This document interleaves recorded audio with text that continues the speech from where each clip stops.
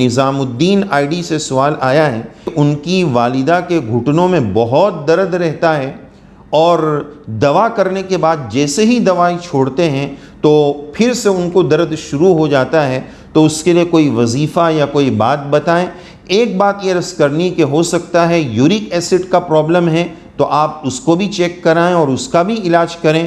اور وظیفے کے تعلق سے یہ عرض کرنا ہے کہ حدیث پاک میں ایک وظیفہ موجود ہے، عثمان ابن ابی العاص رضی اللہ عنہ کی روایت میں یہ وظیفہ موجود ہے کہ جس جگہ پر درد ہے، پین ہو رہا ہے، اس جگہ پر ہاتھ رکھیں، 3 مرتبہ بسم اللہ پڑھنا ہے اور پھر اس کے بعد 7 مرتبہ اعوذ بعزت اللہ وقدرتہ من شر ما اجد واحاذر 7 ٹائم اس کو پڑھنا ہے۔ اس پر ہمارا مستقل ویڈیو بھی ہے، وہ بھی آپ کو لنک میں بھیج دیا جائے گا، آپ اس کو بھی دیکھ لیں۔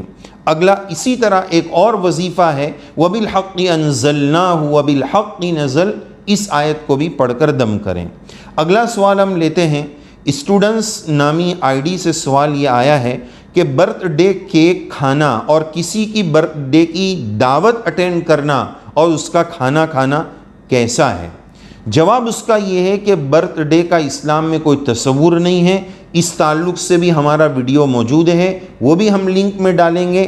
تو بہرحال برتھ ڈے کی اسلام میں کوئی حقیقت نہیں ہے، لائف کم ہو رہی ہے، ہر انسان اپنی موت اور قبر کے قریب ہو رہا ہے، تو یہ خوشی نہیں غمی کا موقع ہے کہ میری زندگی کے اتنے وقت اتنے سال بے احتیاطی میں گناہوں میں اللہ کی ناراضگی میں گزر گئے، تو یہ خوشی کا نہیں غمی کا موقع ہے۔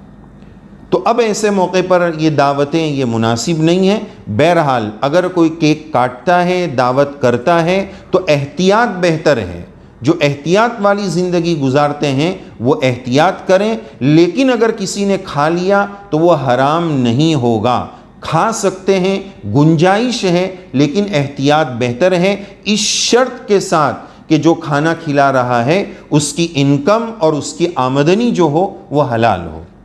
تیسرا سوال ہم لیتے ہیں، محمد اشفاق ID سے سوال یہ آیا ہے کہ عصر اور فجر کی نماز کے بعد قضا نماز پڑھنا، عصر اور فجر کے بعد نفل نماز پڑھنا درست نہیں ہے، مکروہ تحریمی ہے، لیکن قضا نماز فجر اور عصر کے بعد پڑھی جا سکتی ہے، لیکن عین غروب کے وقت جب سورج ڈوب رہا ہو اس وقت، اور عین سورج جب زوال اور ظہر کا جسٹ پہلے کا جو ٹائم ہوتا ہے، سورج بالکل مڈل میں آ جاتا ہے، ایسے موقع پر کوئی بھی نماز پڑھنا درست نہیں ہے۔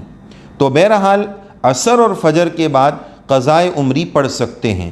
اگلا سوال لیتے ہیں، اسلامک اسٹوڈیو ID سے سوال یہ آیا ہے کہ ٹیڈیز بیئر اور گڑیا وغیرہ جو کھلونے ہوتے ہیں اس کو گھروں میں رکھنا، بچوں کو کھیلنے دینا، اس تعلق سے سوال کیا ہے۔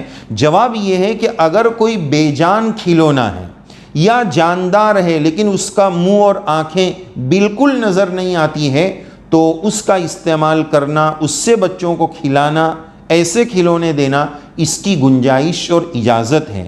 لیکن ٹیڈی بیئرس یا اس طرح کی بہت بڑی جو گڑیا ہوتی ہے، پورا منہ، آنکھ، ناک، ٹوٹل فیس کے پارٹس آف باڈی سب نظر آتے ہیں، وہ بالکل درست نہیں ہے، وہ مجسمے کی شکل ہے، اس کی بالکل گنجائش نہیں ہے۔ اور جس گھر میں تصویر ہوتی ہے وہاں رحمت کے فرشتے نہیں آتے ہیں، تو یہ چیز اس میں داخل ہوگی۔ جو ڈیجیٹل تصویر کے جائز ہونے کے قائل ہے ان کے نزدیک بھی یہ درست نہیں ہے۔ تو ایسے ٹیڈی بیئرز سے اپنے بچوں کو بچائیں، اپنے گھر کو پاک رکھیں تاکہ رحمت کے فرشتے آ سکیں۔ اور مشورہ یہ ہے کہ اپنے بچوں کو ایسے کھلونے دیے جائیں جس سے ان کا نالج بھی بڑھے، ان کی معلومات بھی بڑھیں اور ان کی یاد شکتی بھی بڑھیں، ایسے کھلونے لا کر دیے جائیں۔ مثلا الف با تا سا اگر وہ بٹن دبا رہے ہیں تو وہ کچھ پڑھ کر بتا رہا ہے، کچھ دعائیں بتا رہا ہے، ایسی چیزیں اگر مثلا بچے کو میتھس اور حساب والا جس سے اس کے حساب کی شکتی اور میتھس کی شکتی بڑھے، ایسے کھلونے لا کر دیے جائیں تو یہ زیادہ بہتر ہوگا۔ ایسے فالتو کھلونے جس سے ہمارے گھر کے بچے امی ابا کھیلنے لگے، یہ سب بیکار کھلونے ہیں۔ بہرحال اگلا سوال لیتے ہیں، پاکیزہ بی بی آئی ڈی سے سوال یہ ہے کہ ولیمہ، شادی کے بعد ولیمہ دوسرے دن کرنا ہے یا ایک ہفتے کے بعد کرنا ہے؟ ولیمہ شادی کی سنت میں سے ہے، اور حدیث پاک میں کہ ولیمہ کرو اگرچہ ایک بکری کے ذریعے ہو، اس میں بہت زیادہ فضول خرچی کی بھی ضرورت نہیں ہے، اور جس ولیمے میں غریب کو شریک نہ کیا جائے وہ ولیمے پر لعنت ہے، لہذا ہم اس کا خاص خیال رکھیں۔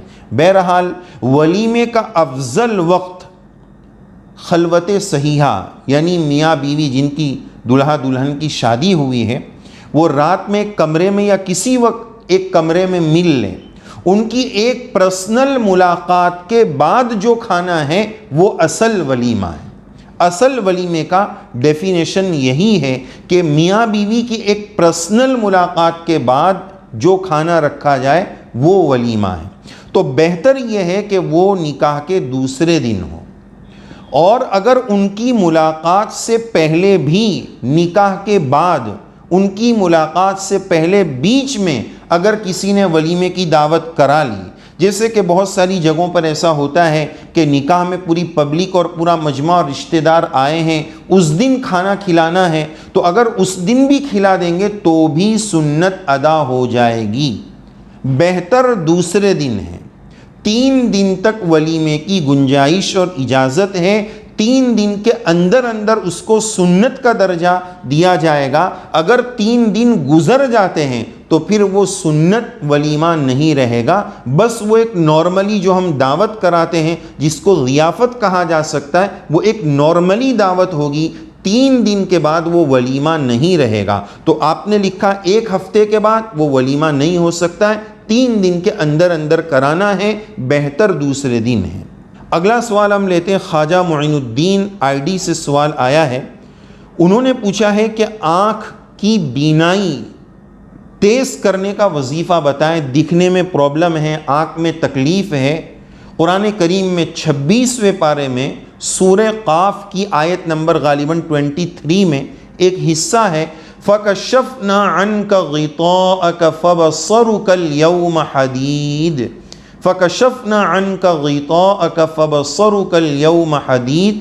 26ویں پارے میں سورہ قاف کی آیت نمبر غالباً 23 کا یہ ایک حصہ ہے، اس کو پڑھ کر آنکھ پر دم کرتے رہنا ہے، انشاءاللہ اس کی برکت سے اللہ تعالیٰ بینائی کو تیز کریں گے۔ اسی طرح ہر نماز کے بعد آپ 11 مرتبہ یا نورو پڑھیں اور آنکھوں پر دم کرتے رہیں، اس طرح آنکھ پر دم کر دیں تو انشاءاللہ اس سے بھی اللہ تعالیٰ بینائی میں قوت عطا فرمائیں گے۔